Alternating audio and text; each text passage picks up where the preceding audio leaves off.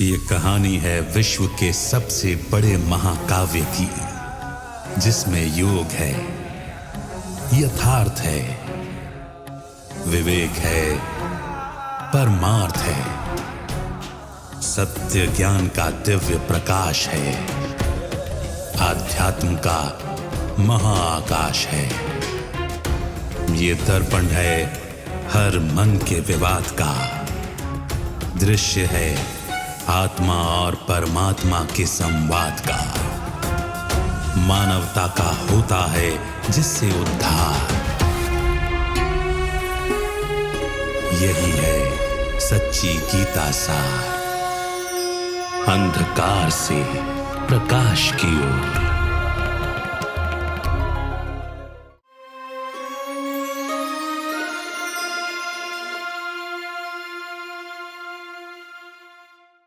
नमस्कार।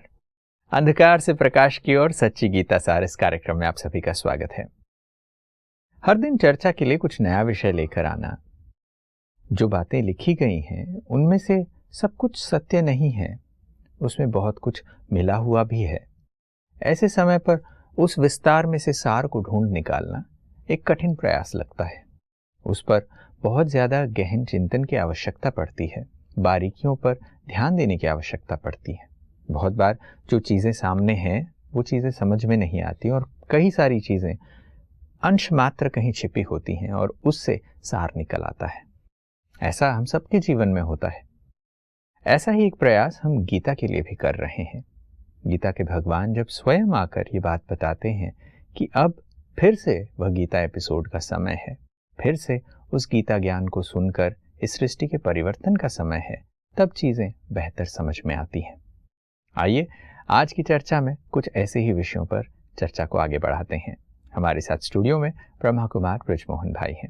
भाई साहब, आपका स्वागत है। ओम शांति।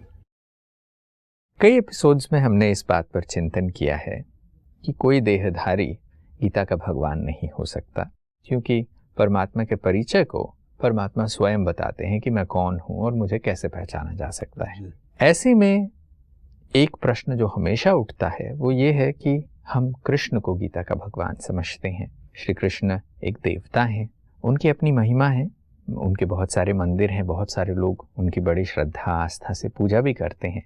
तो ऐसे में परमात्मा की महिमा जो गीता में बताई गई है वो श्री कृष्ण पर अप्लाई नहीं होती। तो ऐसे में श्री कृष्ण की महिमा क्या है? श्री कृष्ण अगर देवता हैं, उनकी इतनी पूजा है, तो फिर उनके कैरेक्टरिस्टिक्स, उनके गुण, उनके महिमाओं को समझने की भी आवश्यकता होगी। जी, यद्यपि ये बातें गुहे हैं, लेकिन इनके आंसर बड़े सिंपल हैं। कहा जाता है truth is stranger then fiction, और ट्रूथ इज वेरी सिंपल।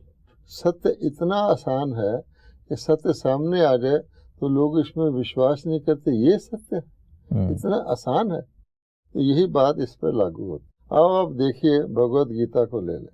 कम से कम सब ये तो मानते हैं कि गीता का भगवान परमात्मा है, भगवानोवाच है, इसमें तो शक नहीं करते। अच्छा, भगवान कौन है? भगवान के लिए सब ये भी मानते हैं कि वो परम पिता है। गीता में लिखा हुआ पिताओं का पिता है, पतियों का पति, देवों का देव, ये सब लिखा, ऊंचे से ऊंचा है। ठीक, अब परम पिता है। फैमिली में भी अगर ग्रैंडफादर भी ले लो, ब्रह्मा को हम ग्रैंडफादर कहते हैं सृष्टि का, तो ग्रैंडफादर बुजुर्ग होगा या बच्चा होगा? बुजुर्ग होगा। एक कोई यंग पर्सन, टीनेजर भी कहे मैं ग्रैंडफादर हूँ, तो किसी के पल्ले पड़ेगा? नहीं। अच्छा, इसी को आप ले लें। भगवान शरीर भी धारण अवतरित भी होते हैं, तो कौन से तन में अवतरित होंगे? किसी बुजुर्ग के तन में अवतरित होंगे, ताकि कम से कम बच्चा तो कह सके। या किसी बच्चे के तन में या युवा के तन में अवतरित होंगे और किसी कोई बुजुर्ग को वो बच्चा कहे, जचेगा? नहीं। इस हिसाब से भी आप देख लें, श्री नारायण भी नहीं, श्री कृष्ण जो एक बाल है, ज़्यादा से ज़्यादा युवा है, तो एक युवा के भगवान भी सोचेगा मैं जिस तन में आऊँ, कम से कम जो मेरा रोल है वो तो उससे प्रकट हो। वो तो छोटे से कृष्ण द्वारा मोटे कंस को मरा हुआ दिखा देते हैं, आदि आदि, लेकिन भगवान को बाबा कहते हैं। बाबा मीन्स फादर, ग्रैंडफादर। शिव बाबा तो कहते हैं, ब्रह्मा को भी बाबा कहते हैं। और जिस ब्रह्मा में वो आता है वो बुजुर्ग थे, यानी परमात्मा जिस तन में आता है वो बुजुर्ग थे, जो दूसरे को बच्चा कह सकते हैं। उसका प्रूफ है कि ब्रह्मा जी को सफेद दाढ़ी वाला दिखाया गया। दाढ़ी वाला नहीं, सफेद दाढ़ी वाला दिखाया गया। क्या किसी अन्य देवता को दाढ़ी वाला दिखाया गया? नहीं। अच्छा, अब वो कहते हैं विष्णु जी से ब्रह्मा निकला तो एक यंग पर्सन से एक ओल्ड पर्सन जन्म ले सकता।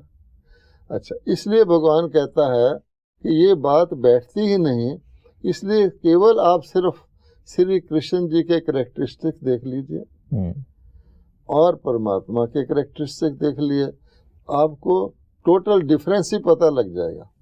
पहली बात यह है कि श्री कृष्ण को लॉर्ड कृष्णा कहते हैं। जो लॉर्ड है वो गॉड नहीं हो सकता, जो गॉड है वो लॉर्ड नहीं हो सकता। अगर लॉर्ड कृष्णा को जो सजा सजाया है, एक राजकुमार का रूप है उसका, उसको हम गॉड कृष्णा कहना शुरू करें तो क्या होगा? फिर लॉर्ड कौन होगा? है ना?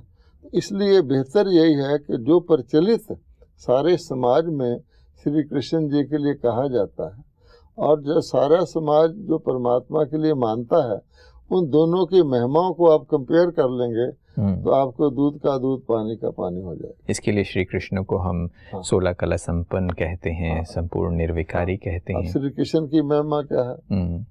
देवताओं की महिमा हाथ जोड़ के मंदिर के अंदर भगत कहता है आप सर्व गुण संपन्न हो, ठीक है, संपूर्ण निर्विकारी हो, मर्यादा पुरुषोत्तम हो, अहिंसा परमो धर्म हो, कहते हैं। फिर अपने लिए क्या कहते हैं? कोई नहीं कह रहा अपने लिए बोलो, लेकिन सच बोलते हैं, मैं नीच हूँ, पापी हूँ, कपटी हूँ, ठीक है। अच्छा, अब देखिए सर्वगुण संपन्न, तो क्या भगवान खुद सर्वगुण संपन्न है? गीता का भगवान जो आत्माओं को सर्वगुण संपन्न बनाता है, ठीक है, वो तो बनाने वाला है, करावनहार है। 16 कला संपूर्ण, 16 कला एक मैक्सिमम गिनी जाती हैं संपन्नता की, परफेक्शन की।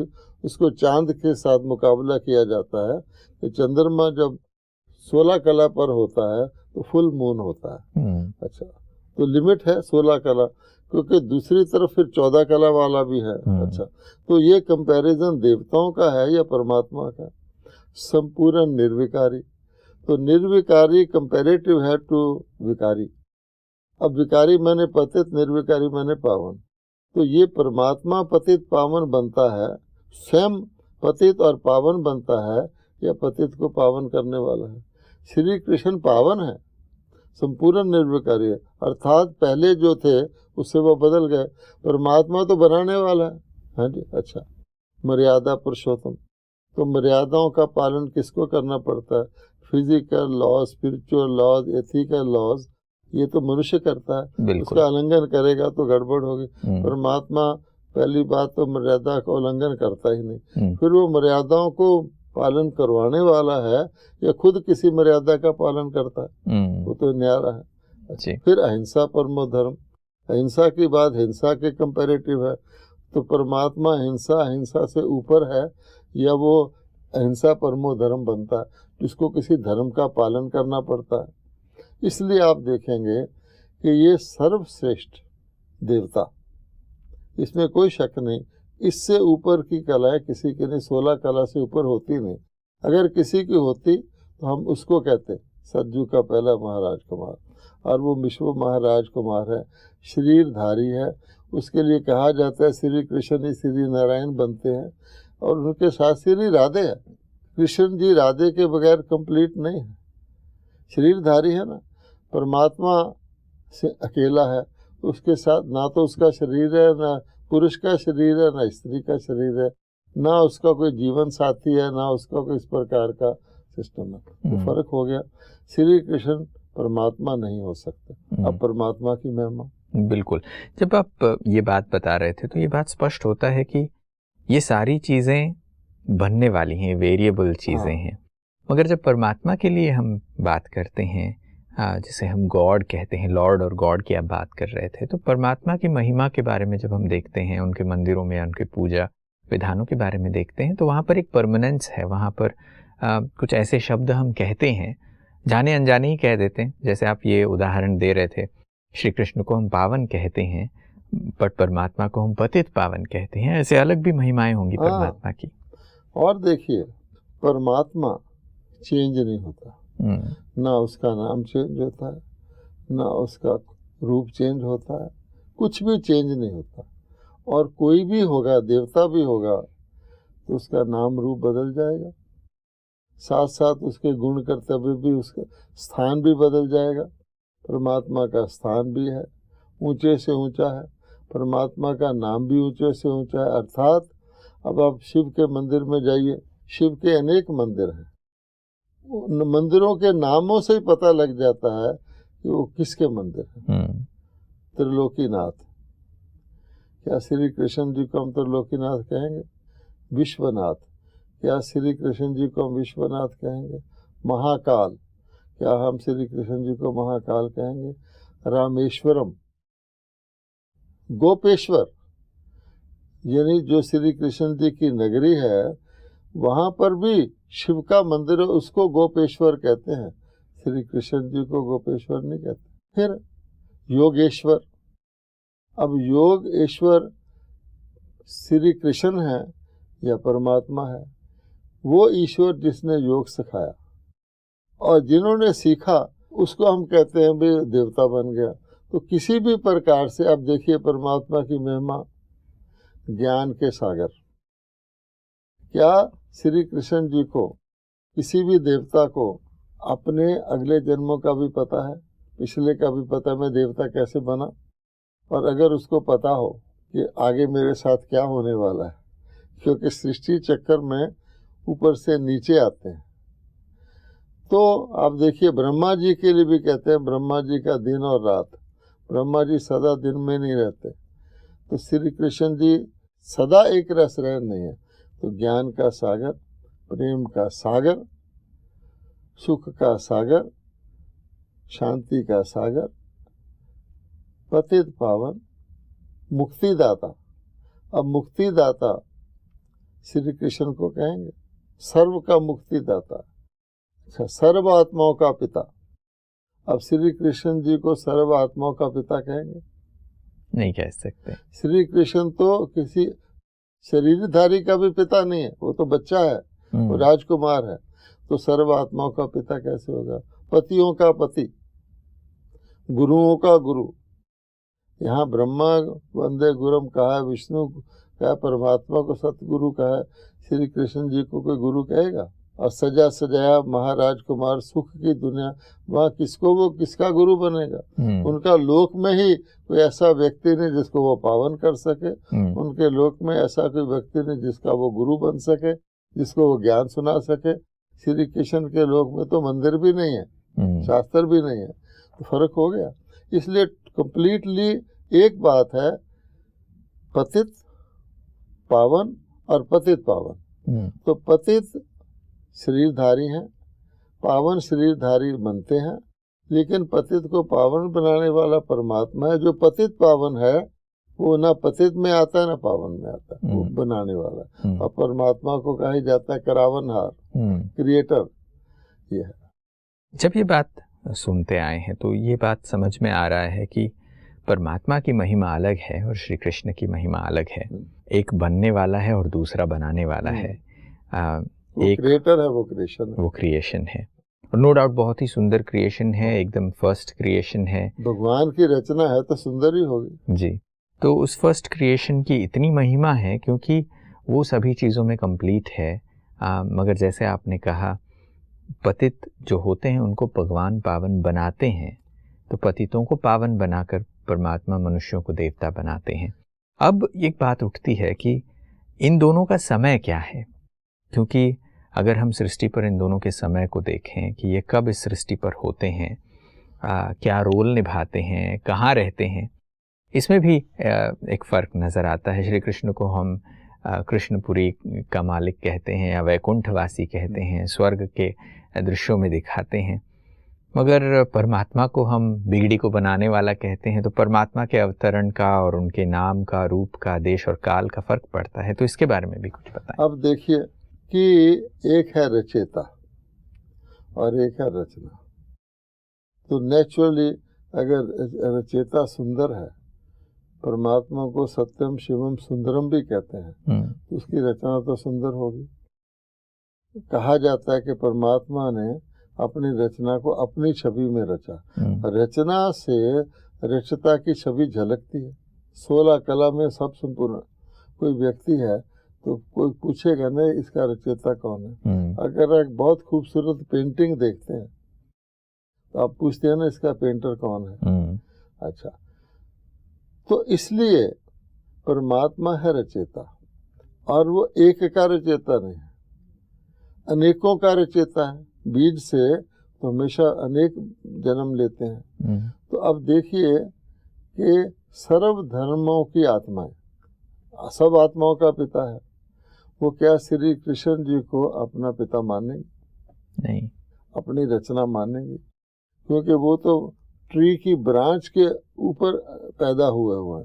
इन्हें वृक्ष में ब्रांचेस हैं, और सृष्टि गीता में कहा गया ये सृष्टि एक उल्टे वृक्ष की तरह जिसका मैं बीज हूँ। तो परमात्मा बीज है या श्री कृष्ण बीज है, ठीक है ना।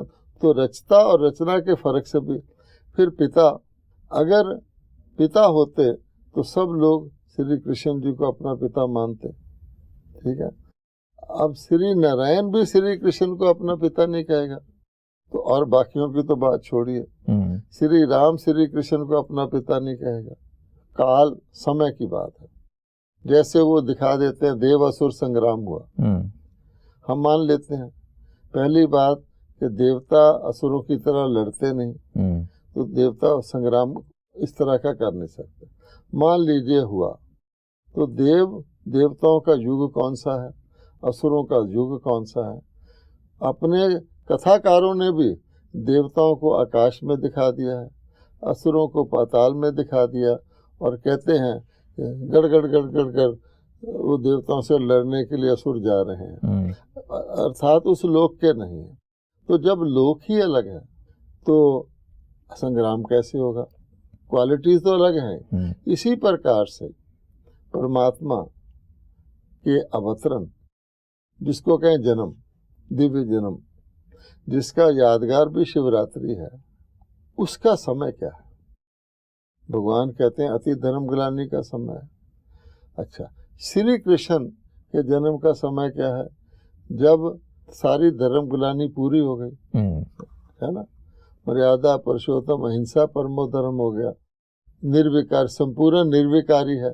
तो जो निर्विकारी दुनिया में आने वाला है वो विकारी दुनिया में आकर उसको निर्विकारी कैसे बनाएगा? वो कलयुग का अंत है, वो सतयुग का आद है, तो टाइम में भी फर्क है। इसी प्रकार से आप देखेंगे नाम, अगर परमात्मा श्री कृष्ण ही होते तो शिवरात्रि नहीं मनाई जाती। अब श्री कृष्ण के जन्म को रात को दिखाने की कोशिश की गई है, क्योंकि अंधकार को उन्होंने बताना है। तो हर चीज को ऐसे ही भगवान कहते हैं मैं युद्ध नहीं करता, मैं तो पावन बनाता हूँ।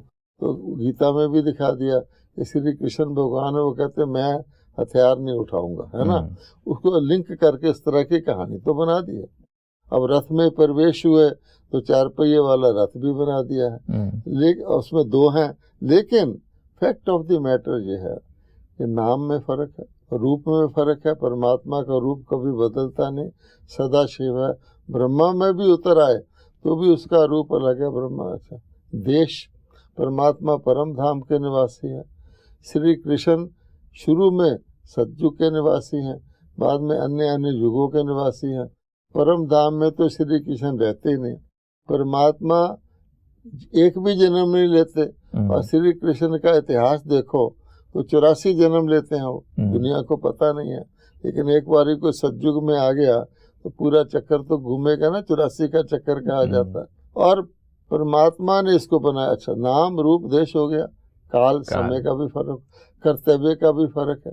वो देवता हैं, वो देवता बनाने वाले हैं, वो अधर्म को खत्म करने वाले हैं, और ये सत्य धर्म की स्थापना के स्वरूप है।